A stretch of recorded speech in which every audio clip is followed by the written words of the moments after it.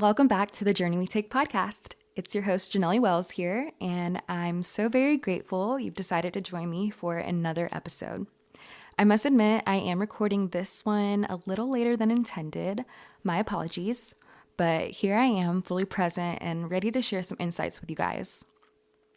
Wherever you may be listening from, whether you're in your car taking a stroll or just at home with your headphones on, I'm inviting you guys to get comfy and just let me chat with you for a little bit today. Today's episode is going to be all about the importance of setting boundaries in our lives, both offline and online.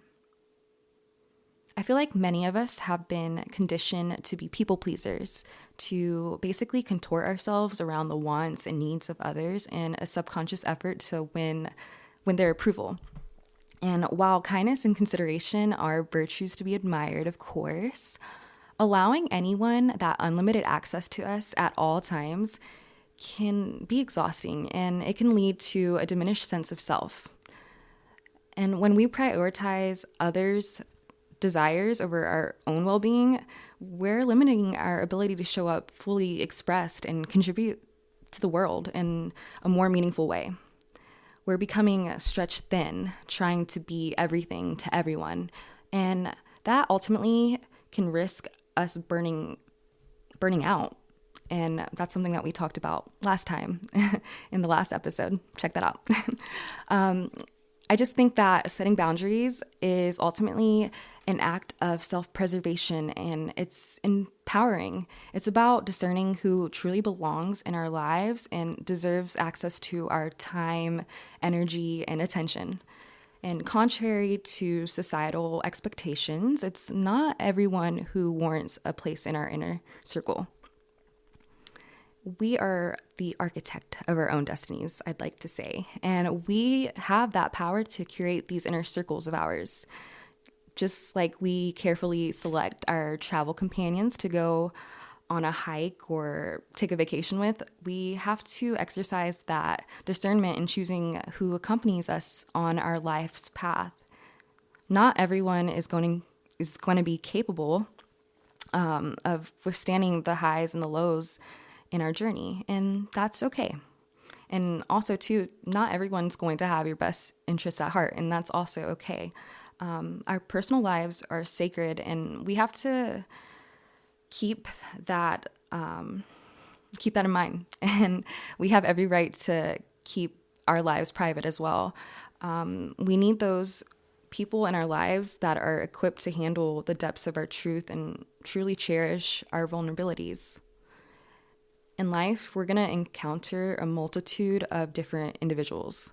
Some of them are going to be temporary, some enduring, some transformative. And I believe that time is what reveals a person's true colors and whether or not that person is actually deserving of the key into your world. While it may be tempting to open our hearts and willingly unlock that door to everyone that we meet, I think it's very essential to just assess whether they will contribute positively to our lives or drain us of that energy that we have and our vitality. And I know that in the past, I've been so quick to allow just anyone in, just choosing to see the best in them and being left blind to their unwholesome intentions or simply their lack of understanding. Sharing our lives indiscriminately can often do more harm than good. And sometimes the only thing others know how to do is spread gossip or judgment, which adds unnecessary stress to our already burdensome situations. But we hold the reins to our own well-being and also those who have permission to access our lives. And just recognizing that is crucial. I'm sure that I'm not alone when I say that I've had to sever ties with people that I've outgrown. You know, those people who no longer support our growth or contribute positively to our lives. Or maybe you've just experienced friends or people not quite being able to, celebrate and cheer for us when we achieve goals or share our successes. Regardless the details of the situation, the common message here is that their reaction to your success is not about you, be it projection, jealousy, guilt, shame, whatever the reason may be. It's not about you, but a matter of their own. Maybe you don't necessarily need to cut this person off completely, but it definitely calls for at least a reevaluation of where you're putting your time and energy into. Like, are you putting them into relationships that aren't building you up or supporting you? Are you? You gotta weigh all that. Sometimes those kind of people will make their way back into your life after they've worked out their issues. Maybe not. But again, only time will tell, and it's your choice on how close you keep them. Setting these boundaries in the physical realm means prioritizing these relationships that actually reinforce our betterment, while we actually just gracefully release the ones that no longer fit with our values or aspirations. Some of these individuals in our lives will just enter for a season and offer a valuable lesson, or maybe it's just a fleeting companionship. But either way, I feel like there is something to take from every person that we meet and everyone who we make a connection with. I feel like also too, people in our lives, some of them just require more time to align with our path. And I believe in those cases, it's necessary to show compassion and just to afford them the patience and the space that they need. However, maintaining focus on our forward trajectory is what's paramount. We have to remain vigilant in nurturing relationships that nurture us, but also, again, let go of those that no longer serve our highest good. Only we can discern what's right for us. And if cutting someone off aligns with our truth, then it is the right decision for both parties involved. On another note, I think that this is a really big part of just our day and age today with our online connections. Social media has become a major part of our daily lives, and it offers so many unprecedented opportunities for connection and communication.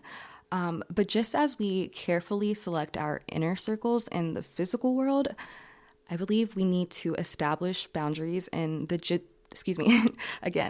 digital realm. I am stumbling on my words tonight. My apologies again. Blah, blah, blah. But I think that the ones that we keep around us online it's probably just as impactful as the ones that we keep around us in person. Just like many others, I love being able to keep in touch with my friends and family over distance and time. That to me is personally probably the best thing about social media. However, amidst the endless streams of status or like just the updates of statuses and likes and comments, it's easy to lose sight of the importance of discernment in our actual online interactions. It's like we're in this era of oversharing and constant connectivity, and that's whenever it is super easy to have the lines blurred between what's appropriate to disclose with others and what should remain private. And while sharing our experiences can foster really beautiful connections and empathy, we have to keep being mindful of the boundaries that we establish and just ask ourselves who affirms us to authentically be ourselves. Not everyone that we encounter on social media is going to be conducive to our well-being, and indiscriminate engagements can lead to that emotional exhaustion and also a sense of disconnection. It's a really big paradox how easily connected we are these days, but how detached we can still be. Not every friend or follow request is going to merit acceptance. We have to evaluate those connections as well, and also at those points in our lives, like ask ourselves, who is contributing positively to our lives, or are they just detracting us from our sense of fulfillment? Same goes offline and online. Like, who really cares? What's truly authentic? I mean, you can interact with many people and still not allow all of them access to the whole you. It's about the quality of the connections we make, not the quantity. And I know that many people's lives revolve around the internet. I mean, it's the 21st century, but every human is different and draws that line at separate places with their boundaries. Some people's livelihood is intertwined within that World Wide Web, and some people are simply just seeking community or comfort from others. But on the flip side of that topic, in that cyberspace that we all have access to, it's like people are basically granted a layer of invisibility. It's like the internet and online platforms give people a cloak that shields them from the constraints of physical appearance, social status, all that. And I feel like that tends to give people the courage to express their thoughts or engage in actions that they might not otherwise do so in face-to-face interactions. They basically free themselves from,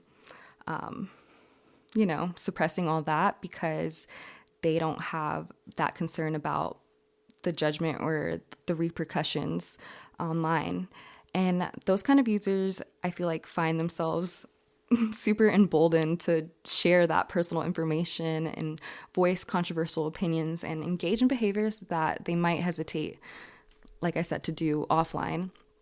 I think that's whenever considering the potential consequences of our words and actions, and only sharing information that aligns with our values and intentions must come into play. But ultimately, it is a personal choice what someone chooses to share and with whom. And what matters most is how well we're honoring our own boundaries. That curated nature of social media can definitely foster comparison and more feelings of just being inadequate. And that, too, detracts us from our ability to maintain authentic connections. Being able to differentiate between genuine connections and the superficial acquaintances is what will ultimately empower us to cultivate these meaningful relationships in our lives. And that will, I feel like, transcend that digital divide. I didn't mean to rhyme, but that sounded kind of cool. Maybe I should write to that. Anyway, we aren't obligated to give anyone a play-by-play of our entire day, nor are we obligated to bare our souls to the entire world just because the means to do so exist and because it's become so typical.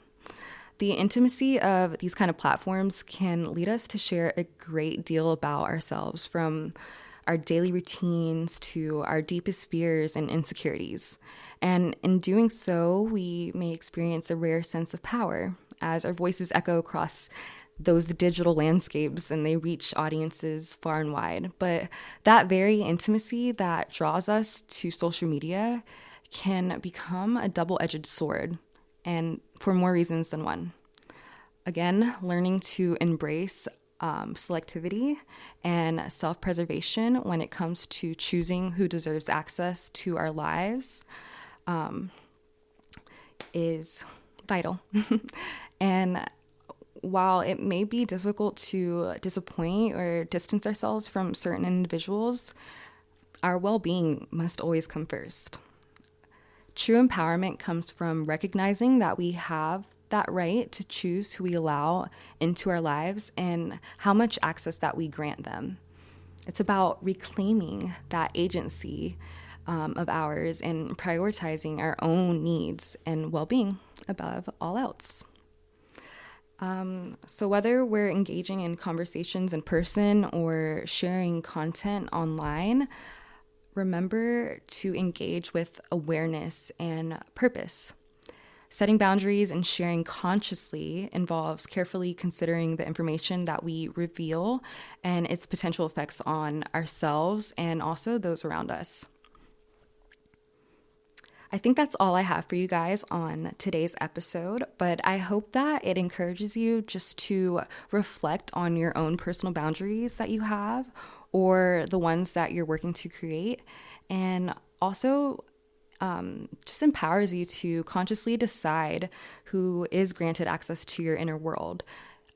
You reserve the entirety of yourself to those who honor and uplift your spirit, or you should.